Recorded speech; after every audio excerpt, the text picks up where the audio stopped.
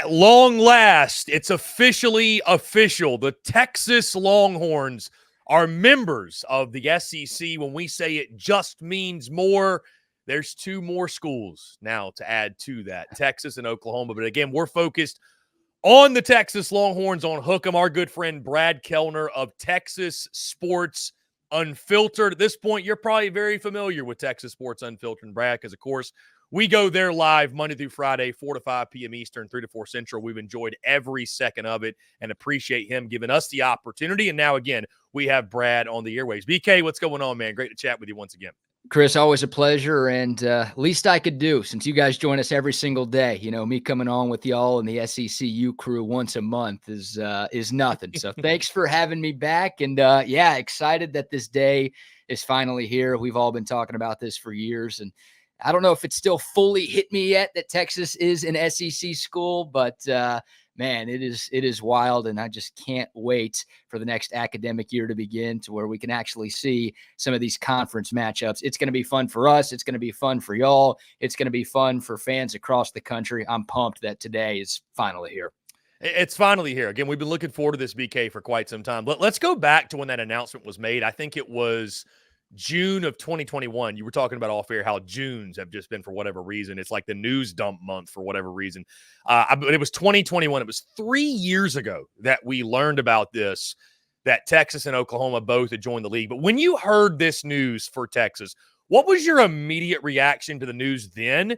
And how do you feel now that the day has finally arrived? Is it excitement? Is it angst? And I know that things with Texas athletics have changed a lot in that 3-year time frame. So I'm sure that has made an impact in the way that you and Texas fans feel as well. But, like, what's the overall mood of the fan base from that point to now that it's finally here? Yeah, Chris, I'll speak for myself first. I'll be honest with you. I was scared half to death when the news came out, because where this athletic department was at this time in 2021 versus where it is now, I mean, a total 180, right? Shaka Smart was the basketball coach. Tom Herman was the football coach, and he was kind of on his way out, and you were about to transition into the Steve Sarkisian era.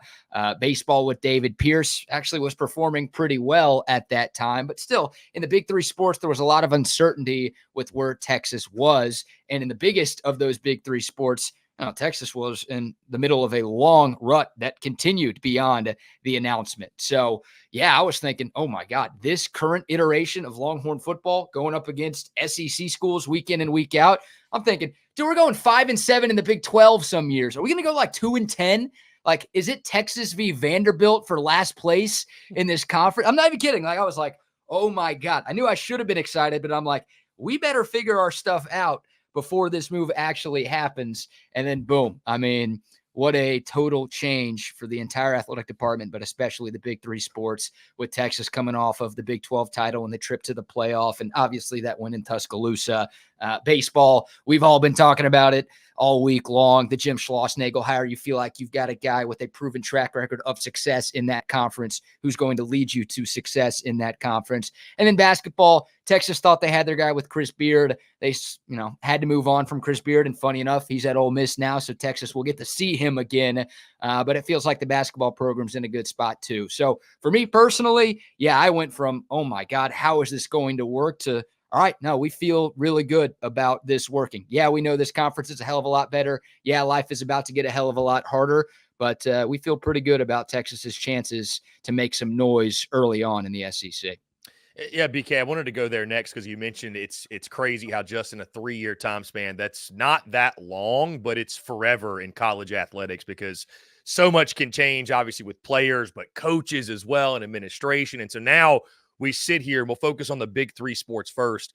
Steve Sarkisian with football, Rodney Terry with basketball, now Jim Schlossnagle with baseball. How do you feel like Texas is positioned in the big three going into the SEC, not just to compete, but win at the highest level and compete for national championships? Yeah, look, I think that win at Alabama was so massive for the Longhorns, right? Like, if they went 11-1 during the regular season, which they did, but they beat Oklahoma and lost to Alabama, there would still be folks around the country who are like, yeah, but that's the Big 12. Like, you played one, and I know OU's making the move to the SEC, but last year you played one SEC school and you couldn't beat them. And, oh, you got to play Bama the year before and you lost to them. And, hey, remember Arkansas in year one of the Sark era? You got boat raced by them. So that's cute. You can beat up on Texas Tech and TCU and Baylor. Congrats. It's a little different out here.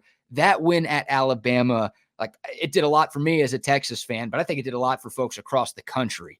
Look, I mean, Georgia's the favorite in the SEC, but Texas is right behind them right now. Everyone's projecting that. Vegas is projecting that. And I don't think that happens if Texas doesn't go on the road and beat Nick Saban in Alabama at Bryant-Denny Stadium. So that win right there, obviously Texas had to build on that. The season didn't end in week 2. They needed to go out there, win the conference, and make the playoff. That all helps. But yeah, because they were able to do what they did against Bama, that gives me confidence that, okay, now Texas football is in a good spot. Basketball, Chris, this is no shot at the SEC. The SEC is now the second best conference in college basketball. It's come a long way in the last few years. And because of the TV money that's about to come into this league, dude, I think it will overtake the Big 12 within 5 to 10 years. But right now, like, this is the one sport, forget Big 3. It feels like the one sport anywhere where it's a little bit of a reprieve for Texas. Like, it's not significantly easier to win in the SEC than it is in the Big 12, but I do think, like, okay, if Texas was able to hang in the Big 12, and, 2 years ago they won the conference tournament, they were a 2 seed in the dance, they made it to the Elite 8. Last year, first full year of Rodney Terry, ton of roster transition. They were a 7 seed, they won a game in the tournament, obviously lost to Tennessee in round 2. So, like, this is the one sport where it's a bit easier for them. I'm not sure if Rodney Terry's the guy. I don't think any Texas fan is truly certain if he's the guy. I don't think he's on a super hot seat or anything, but we thought Chris Beard was the answer. We thought he was going to be like Steve Sarkisian, the coach who's going to be here for a long time, and at least long enough for Texas to make the move to the SEC. So you've got that weird sort of wild card element with RT.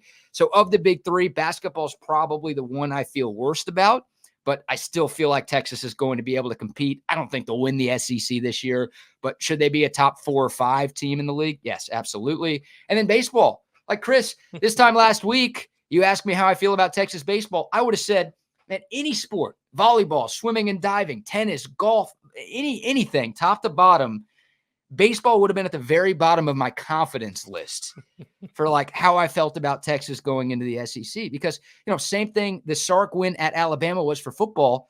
David Pierce had 4 chances against SEC schools this year, 2 against A&M, and he lost all 4 of those games. And Texas got boat raced in some of those games. So it's like, not only did you have an average year in the Big 12, but you're going to the best conference in the sport by far. And you just showed this year you couldn't beat some good teams in that league. And then, oh yeah, you go out and steal Jim Schlossnagle from Texas A&M, who was just a 3 seed who played for a national championship. Like, maybe it'll take some time, but man, with the transfer portal and everything that Texas has, look, I don't know if Omaha is like super realistic in year 1, but I don't think it'd be too far-fetched to think that Texas can be amongst the elite in the SEC and amongst the elite in college baseball. So yeah, I mean, I know we haven't seen it with Schloss in Austin yet, but feel great about him, feel great about Sark. Rodney Terry still kind of wait and see mode, but for the most part, I think Longhorn fans, very long-winded answer, but I think Longhorn fans, Chris, are feeling pretty good about where they sit with those Big 3. So, BK, outside of the Big 3 sports, enlighten folks on what Texas is bringing to the league. Because, I mean, there are other sports, obviously, that SEC fans care about. Again, I know those 3 dominate our minds. They dominate our coverage. They dominate our content, obviously. But women's basketball, we've seen a lot of success there in the SEC. I mean, gymnastics is really, really big at some of the SEC schools. Obviously, golf, both men's and women. So, what swimming and diving, you mentioned, track and fields, obviously. So, what are the other sports that, the top sports at Texas that softball as well? How can I forget softball? Yeah. The other sports Texas is bringing into the SEC that you think will compete at a high level outside of those Big 3. So I don't know how many people know about the Directors Cup. I feel like people hear about I've heard about it.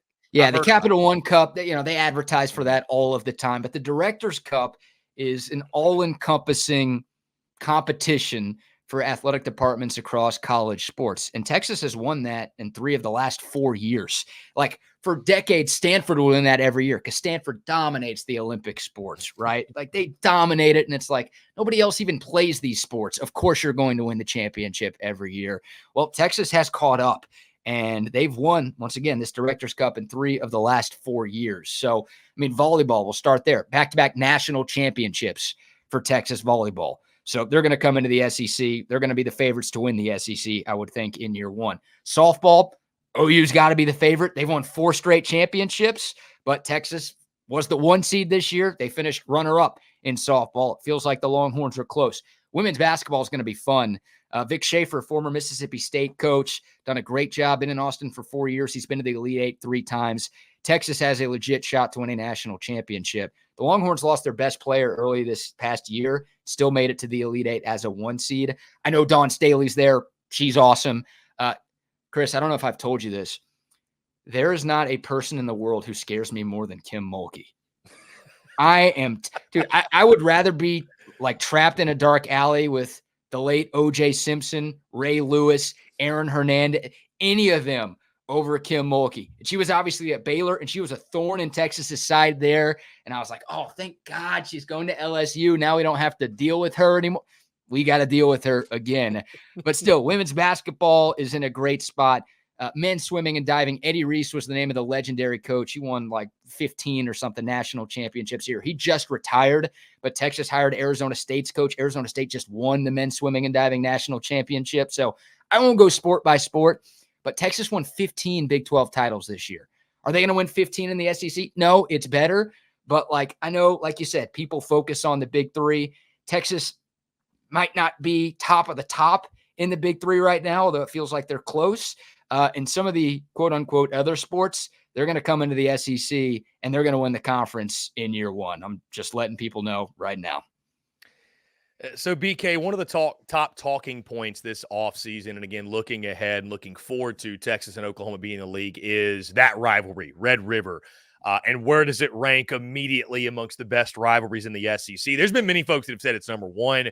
Obviously, Alabama-Auburn has got something to say about that amongst a couple others. But give SEC fans an idea. Let's say anybody who may be going, we may be going, I have no idea. But what's the SEC getting in Texas, Oklahoma, and just how fierce is that rivalry? And where do you think it would rank? I mean, I feel like I know what you're going to say, but I mean, it's just give people kind of an idea of what the SEC is getting in that rivalry.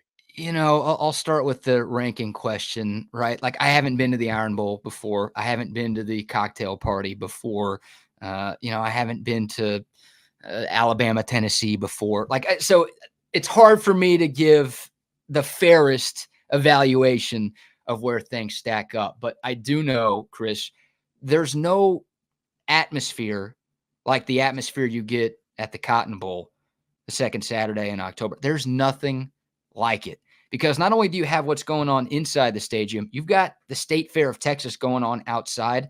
Dude, there are 300,000 to 400,000 people at the State Fair that day, and everyone's wearing burnt orange or crimson and cream. And dude, I get the bird flipped in my face on that day more than I do on the other 364 days combined. And the funny part is, Chris, it's like 4-year-olds, dude. They will just come up to you and shoot the bird right in your face. Like, they're trained to do that. I mean, the trash talk, the youths get into it. The olds, you think sometimes it's just the college kids. No, everybody at that fair and at that game gets into it. And of course, inside the Cotton Bowl, the fact that they split it at the 50-yard line, Georgia, Florida splits it behind the end zone. That's cool. That's a great bit, but it's something unique about literally the fans being split right at midfield.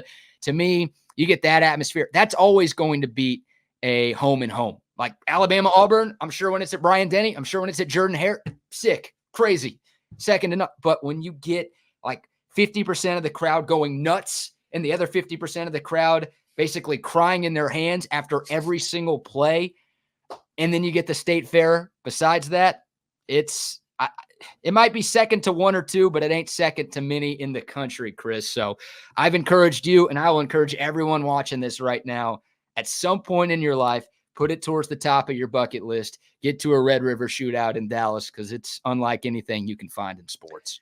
And BK, what I've heard about those neutral site games, which I'm admittedly, BK, I'm not a huge neutral site game guy. I have not been to Georgia, Florida, and Jacksonville, though. But what I've heard about that, and I'm sure this is true with Red River, when you have a game like that where the crowd split up 50-50, like you mentioned, it's never quiet. Like, the stadium is never quiet versus a home game. You're obviously going to be quiet when your team's on offense. Like, it's never quiet, which makes it a very unique experience and one that definitely we will be experiencing at some point, definitely on my bucket list. Switching BK to another rivalry that's gotten a lot of talk this week, Texas A&M. All of a sudden, I'm not saying it's going to overtake Texas OU, but there's as much true hate and bad blood from, and I'm an observer here, but there is as much hate and bad blood on both sides. This might be at this point the most hate-filled rivalry. And I don't know if it's one-sided. I want to get your take here, because it definitely has a big brother, little brother feel to it, and I'm sure that'll bring a grin to your face, but it does. We were already excited for the matchup at Kyle Field, right? That we lost that game. Hasn't been played, I think, in over a decade. Now with this whole Schlossnagle thing, there's a whole other layer. You talked about Texas OU, what the SEC is getting. Talk about Texas A&M. That rivalry, that rivalry that the SEC just added on a yearly basis. Yeah, Chris, I think the rest of the country just figured out how big of a deal the Lone Star Showdown is, right? I mean, it's always been a massive deal to folks in the state of Texas, but look, Texas has dominated this rivalry over the years, and A&M has had some good seasons in football, but you know, it's been pretty one-sided. And even when Texas has been down, like A&M hasn't really been able to take advantage. So like it's very rare in the history of Texas A&M football where both teams are competing on the national stage. You've had some conference championships on the line, but it's very rare where both teams were like in the top 10 and it's like, oh, the winner of this is going to the championship, or the winner of this is going to the playoff. So it's always been a big deal here, but nationally, yeah, you compare it to some other rivalries, I don't think it's had the same juice. But yeah, I mean, if every rivalry is a fire, Jim Schlossnagle just poured a can of gasoline. Forget a can. He poured a ginormous, one of those 3-liter Coke bottles of gasoline on that thing. And I think everyone realizes how much hate there is on both sides. And yeah, even though it's been pretty one-sided in Texas's favor, the hate is still there. Like, and nothing makes me madder, Chris, than when Texas fans are like, nah, we don't even consider them a rival. Oh, both teams have to win to – hey, check your Twitter account. Why are you tweeting at Texags all the time? Why are you taking these random shots at A&M fans all the time? Like, it's such a big deal. And there are a lot of houses divided in the state of Texas, too. I'm sure the state of Alabama has this, right, with Bama and Auburn. I'm sure, like, Georgia has this with Georgia and Georgia Tech. South Carolina with Clemson and South Carolina. We're like, you might have a 30-person Thanksgiving gathering. 15 people maybe went to Texas. 15 people went to A&M. Like, I hope that game gets moved back to Thanksgiving. I don't think it's going to happen this year. We'll see if it does down the road. But yeah, in-state, once again, always a big deal. But nationally, obviously, baseball is going to be crazy. But I think people will realize November 30th, when that first football game happens at Kyle Field, that no, this is a big deal. And if A&M is in the mix, right? Like if they have a good year one in Mike Elko, forget just this year. Like if they figure it out and Elko's the right guy and Sark continues to be the right guy in Austin, and we're talking about a spot in the SEC title game on the line or playoff spots on the line for that end of season matchup, then it's going to become an even bigger deal. BK, let's switch gears a little bit and talk Texas fans, specifically the fan base, and what other SEC fans can expect, whether it's Texas fans invading their city or SEC fans coming to Austin. And I want to say this too. I thought it was interesting. I heard our good friend Eric Henry, who's on Texas Sports Unfiltered on a daily basis, noon to 1. He went on a show, 3-man front, WJOX, I forget the exact station, but down there in Birmingham, Alabama. Yeah. He went on there, and I actually listened to his segment. Eric did a great job, by the way. He was asked this question about Texas fans. And I want to get your take on this, because I thought what was really interesting is he used the phrase wine and cheese crowd for Texas fans, or at least a part of the fan base. So give me an idea. Is it a wine and cheese fan base? Is that just part of the fan base? Like, if you could describe Texas fans and what the fan base is like and the fan base we just added to the conference, what are Texas fans like? Yeah, Chris, I would say 5 years ago, if you were to describe Texas fans in 3 words, wine and cheese. Those would be the 3 words. And there's still some of that going on, but Chris Del Conte and the athletic department has done a really good job trying to change the narrative of that. I mean, you used to go to a game at DKR, and during every commercial break, every TV timeout, whatever, they would show advertisements on the Jumbotron. You know, other schools will have like pump up videos with crazy loud music blaring to try to get the fans involved, or they'll do competitions just to get people watching and keep people engaged during the 35-minute commercial breaks it feels like we have now in college football. Like, that was a real thing. People would sit like, all right. Oh, shoot, the game's back on. I guess I should stand up and make a little bit of like, it was bad how much of a money grab Texas football games were. You'd pay all this money to get your tickets, and they still felt the need to sell you more stuff while you were there. Chris Del Conte, the olds hate it. It's so funny. The olds like, I miss those commercials, and why is the damn music so loud? It's like, no, you're doing stuff for the kids. You're doing stuff for the atmosphere. You're doing stuff for the noise. And really, you're doing stuff to try to get recruits to come to your place. So they've made a conscious effort to turn DKR into a much, much more hostile environment. Like, I won't sit, dude, Tiger Stadium in Baton Rouge, like, not even close. Kyle Field, I'll give the Aggies a bone here. DKR, not close. You go around, like, you cannot call DKR one of the top atmospheres in college football, but it's getting better. And if Texas continues to play well and they're in the national scene, it will get better. And I think a lot of Longhorn fans, Chris, will be making road trips, and they'll see what Sanford Stadium's like. They'll see what Bryant Denny's like. They'll see what Kyle Fields like. They'll see what Jordan Hare's like. They will realize, oh, we got to do that. Like, we got to match that intensity. We need our place to be a tough place to win. So it's getting better. It's not amongst the toughest places to win. It's not, it's a very passionate fan base, but in terms of loud rah-rahness, it's not at the top of the list in the SEC. But I think over time, the Longhorns will ingratiate themselves into this conference, and they'll start to behave a little more like an SEC fan base stereotypically does. BK, you mentioned the road trips. Where do you think Texas fans are most excited to go that maybe they have never been or haven't been in a while? And this can apply to any sport, by the way. It doesn't just have to be football. I know football is the really easy, low-hanging fruit. But, like, have you heard Texas fans chatter like, I can't wait to get to that spot? Yeah. I mean, look, A&M's the obvious one. A lot of Texas fans have been there, but it's been since 2011 since those two schools played in football. So just look at ticket prices for that game right now. I mean, it's astronomical. And that's obviously an easy trip, just a couple of hours away to College Station. You know, Alabama would have been the answer, but they just played there last year. I would say LSU, Chris. Like, Texas obviously played LSU in Austin in 2019 when Joe Burrow and company beat Texas en route to a national championship. For my money, this includes 05 Texas. I'll throw a bone to you LSU fans right now. That's the best college football team I've ever seen. Texas was supposed to go to Death Valley in 2020. Dude, Texas was going to kick that LSU team's ass. Texas wasn't even that good in 2020, but we know what LSU became. And I felt that I would have told you that before the season even started. I'm like, man, Edo, it just all worked for Edo. He's not an elite coach. And all of these guys are going pro. Like, it's Texas is going to go back and get revenge next season. And obviously, because of the pandemic, it never happened. So I think a lot of Texas fans are like, man, we missed that opportunity. I already had plans to go to Death Valley for that one. We got robbed of the opportunity to go watch Texas play at LSU. No clue when it's going to happen. It won't be these next 2 years. In the next 2 years, if you're asking me, it'd be at Georgia in 2025. That's the obvious one. But, man, LSU, because we got robbed of that Tiger Stadium experience a few years ago, I think that's top of the list for a lot of UT fans, Chris. The real UT. Yeah, depends on who you ask, right? The real UT. Kind of following up on that, BK, it might be the same answer, might be different. Outside of Texas A&M, again, let's take that away because that's the very obvious answer. What's the opponent you feel like? And again, I think this one is where you could start to bring in the other sports a lot too, because, you know, it's based on who's really good at what.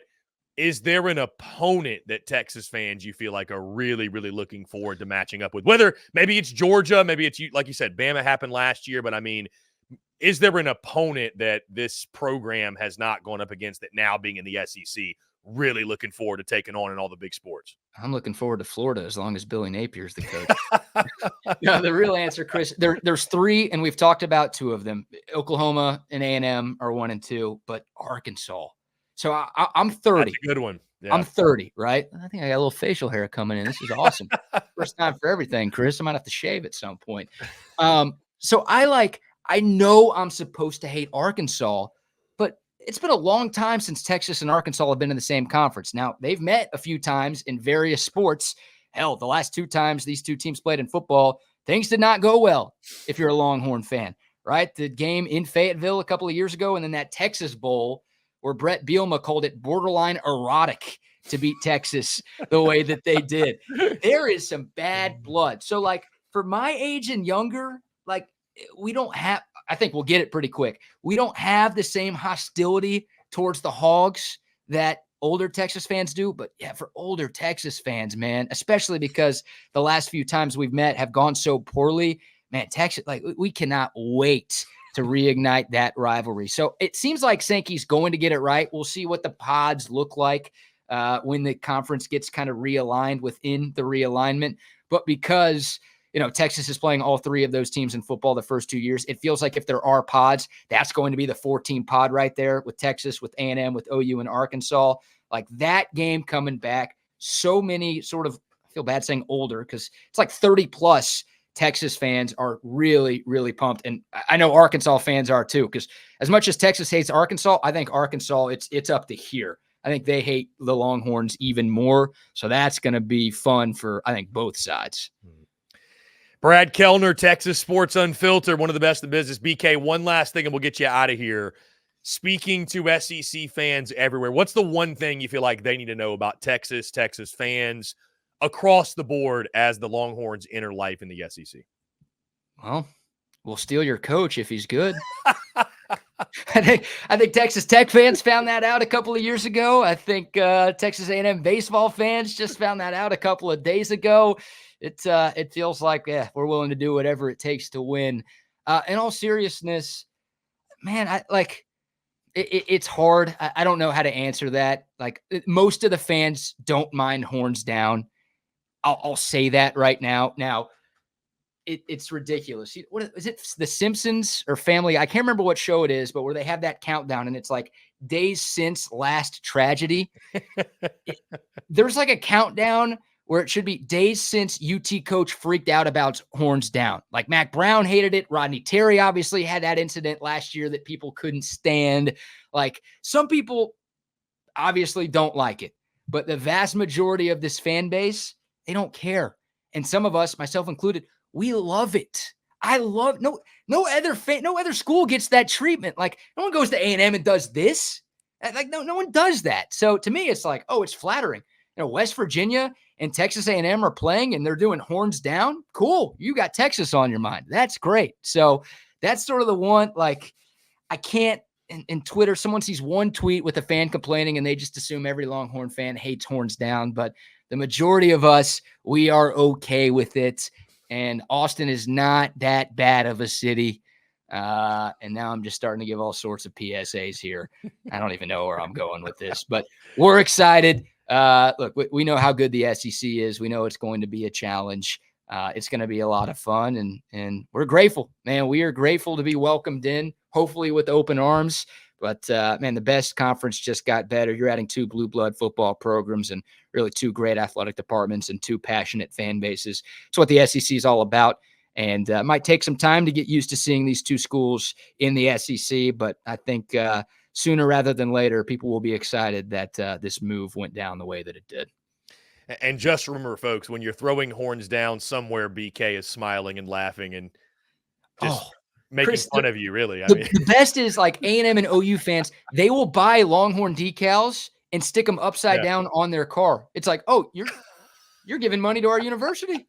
Thank you very much for that. Like, you're supporting us by hating us so much. That's my favorite thing. Are there any other rumors you want to debunk about people, the things they think about Texas? Maybe anything you've seen that's like, this is completely wrong?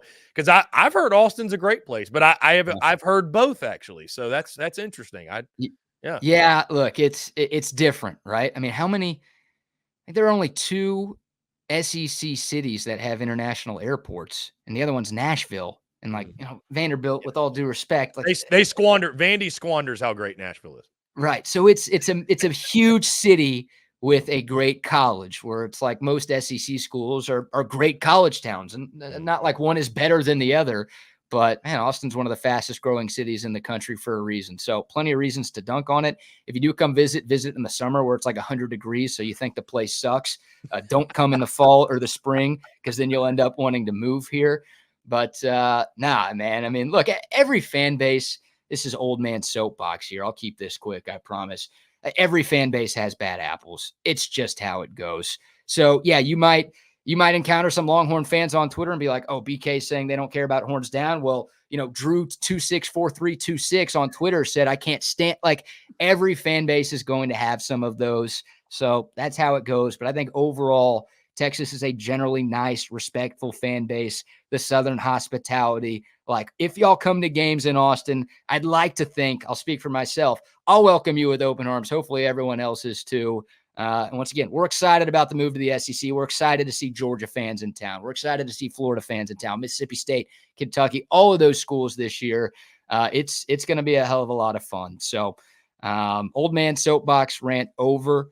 But yeah, man, I can't believe this day is finally here. And I'm excited to watch football and these conference games, because it's going to be a hell of a race this season.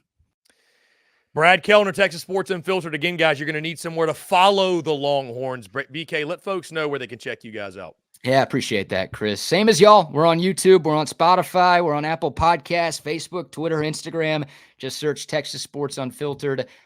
We have live daily content every single weekday. And we don't just talk UT. We talk about the biggest stories in the SEC and the biggest stories in sports. And of course, you can catch Chris and the crew at SECU with us every weekday from 4 to 5 Eastern, 3 to 4 Central. So all things SEC, all things Texas. Appreciate you giving me the chance to plug that right there, man. Yeah, BK, appreciate you taking the time, man. We'll definitely do it again soon. Amen, brother. Appreciate you.